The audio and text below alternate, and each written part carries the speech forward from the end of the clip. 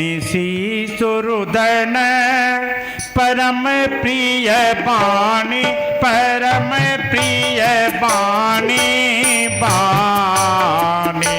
रामा सुनि से सुरुदन परम प्रिय।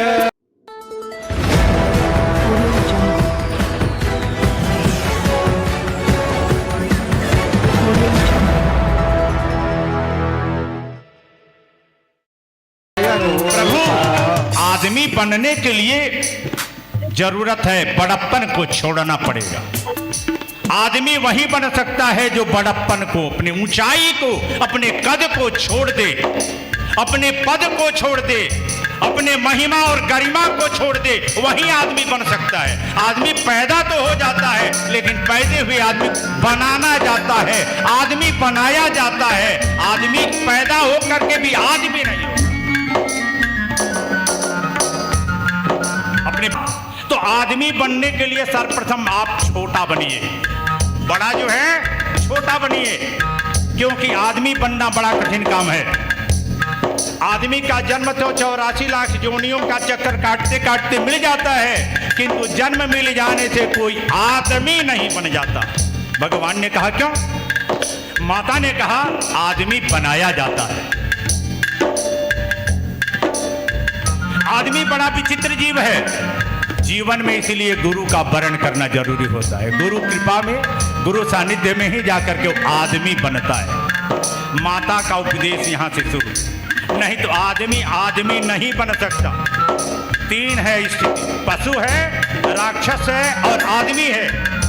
पशु आदमी के ट्रैक पर नहीं चल सकता, राक्षस आदमी के ट्रैक पर नहीं चलेगा, पशु के ट्रैक पर ही चलेगा। लेकिन एक आदमी ही है जो पशु के ट्रैक पर भी चल जाएगा और असुर के भी ट्रैक पर चल जाएगा और आदमी ट्रैक पर भी चल जाएगा। यदि आदमी नहीं बनाया गया उसको, तो तीनों पर चल सकता है। एक प्यासा व्यक्ति प्यास से तड़प रहा था और दर दर भटकते हुए पानी पानी पानी, एक चुल्लू पानी पिला दो, आवाज लगा रहा था। कहीं से कोई उत्तर नहीं। जेठ की कड़कती दोपहरी, कड़कड़ाती चिलमिलाती धूप में पसीने से लथपथ दौड़ लगा रहा है। देखा एक विशाल घर में कोई एक भद्र पुरुष बैठा हुआ है, एकदम कपड़ों से सज धज करके, लटक होकर के, हाथ में चांदी की मूठ लगी हुई छड़ी को पकड़े हुए सोफे पर बैठा हुआ सफेद कुर्ते में। कहा कि मालिक प्यासा हूं, पानी मिल जाए। कहा कि ठहरो, कोई आदमी आता है तो पिलवा दूं। अरे महाराज प्राण छूट रहा है, पानी पिला दीजिए। उसने कहा कि कहा ना मूर्ख, ठहरो, आदमी मेरा नहीं है, आता है तो पानी पिलवा देते हैं। फिर गुहार लगाया, प्रभु आदमी आकर के क्या करेगा जब मेरा प्राण ही छूट जाएगा।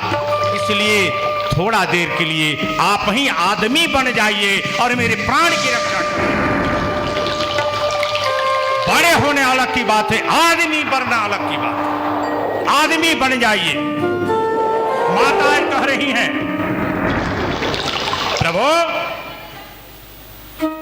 आदमी बनने के लिए अपना अहंकार, अपना मान, अपनी बड़ाई, अपना वैभव सब कुछ छोड़ देना पड़ता है। ऊंचो ऊंचो सब चले, नीचो चले न कोई, जो कदाप नीचो चले तो सबसे ऊंचो होए। यदि कोई आदमी ऊंचा बढ़ करके नीचा होकर के चले तो सबसे बड़ा ऊंचा बन जाता है। इसलिए आदमी बनने के लिए छोटा बालक बनना पड़ेगा, क्योंकि आदमी का ही एकमात्र बालक। बच्चा जब पैदा होता है तो अपनी आगमन की सूचना पूरे गांव में बांट देता है। बाकी 83,99,999 जीवों की बच्चा होता है, कोई कानो कान तक नहीं जानता। लेकिन जब बच्चा आदमी का पैदा होना शुरू होता है तो सबसे पहले जच्चा चिल्ला चिल्ला करके पूरे घर को जगाती है। अब बच्चा जब पैदा होता है तो केहाँ रोदन जब ठानता है तो पूरा गांव जग जाता है कि इनके यहाँ बच्चा पैदा हुआ है। इसलिए बच्चा तो पैदा हो जाता है, लेकिन आदमी बनना बड़ा कठिन काम है। इसलिए